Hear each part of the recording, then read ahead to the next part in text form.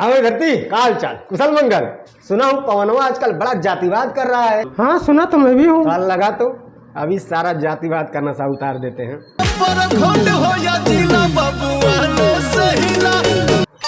अबे ये नहीं, उसका एक जातिवाद वाला नया गाना आया है, वो लगाओ। अबे साले यही है। यही है? हाँ फिर जातिवाद वाला गाना? हाँ हाँ जातिवाद वाला गाना।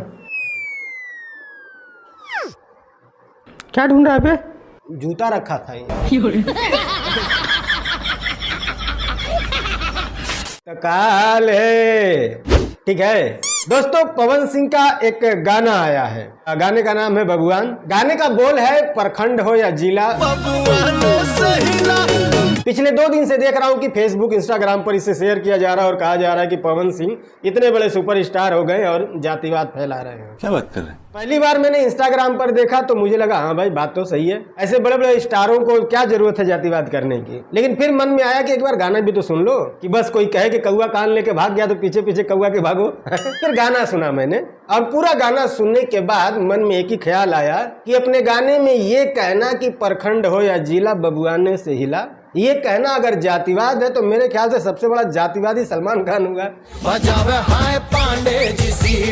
तो शायद सलमान खान भी पंडित ही होगा अंदर से, वो दिखावा करता है कि मैं खान हूँ, वो भी जातिवाद कर रहा है।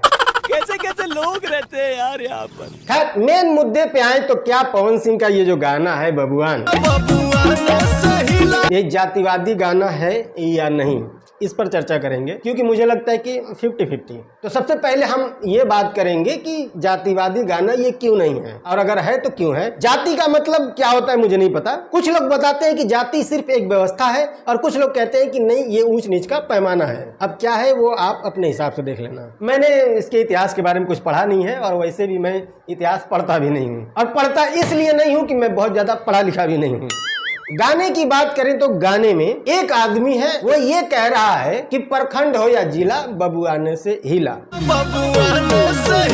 तो क्या ये जातिवाद है? अबे मुझे क्या पता। तो मेरे ख्याल से नहीं।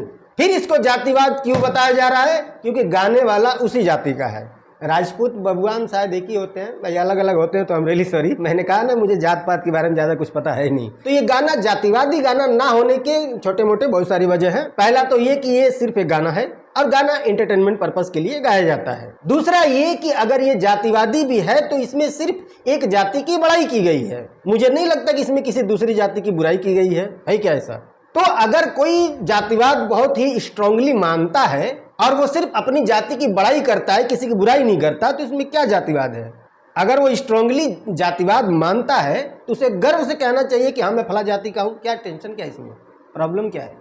आप भी कहो ना अगर आप जातिवादी हो तो। मैं नहीं हूँ, मैं नहीं कहता। मुझे आप जहाँ चाहे रख सकते हो, ऊपर नीचे बीच में नीचे या उससे भी नीचे कोई जगह हो तो मुझे आप वहाँ भी रख सकते हो, मुझे कोई प्रॉब्लम नहीं है। और अगर एक बार के लिए मान भी लें कि ये जातिवादी गाना है तो इसमें पवन सिंह का क्या रोल है?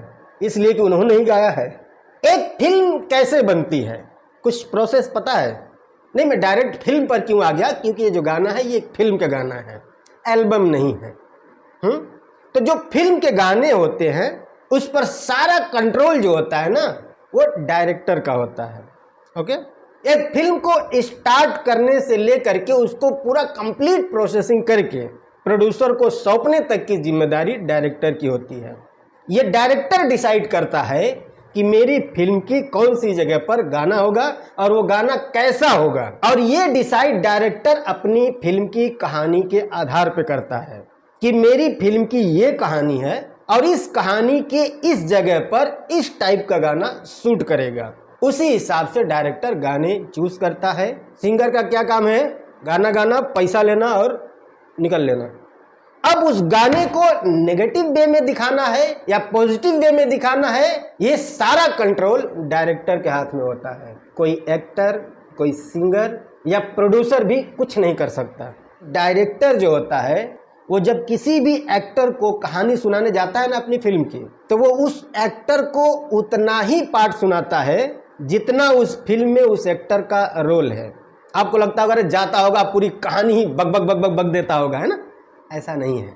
जिस एक्टर का जितना रोल होता है फिल्म में उसको उतनी ही कहानी सुनाई जाती है, और कहानी भी नहीं सुनाया जाता, फिल्म का टॉपिक बता दिया जाता है कि मेरी फिल्म का ये टॉपिक है और आपका रोल ये है इस फिल्म में। बाकी मैं इस फिल्म को कैसे बनाने वाला हूँ डायरेक्टर कभी नहीं बताता।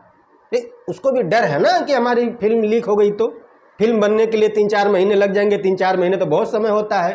अगर किसी को पूरी कहानी बता दिया तो हो सकता है किसी दिन वो 2 पौआ मार के किसी के सामने बक दे, फिर वो दूसरा जिसके सामने बका वो पेटेंट करा ले, बाद में फोन करके ब्लैकमेल करना शुरू कर दे, भैया हमने पेटेंट कराए हैं, लाओ 5 लाख दो तो फिर मामला सेटल करें।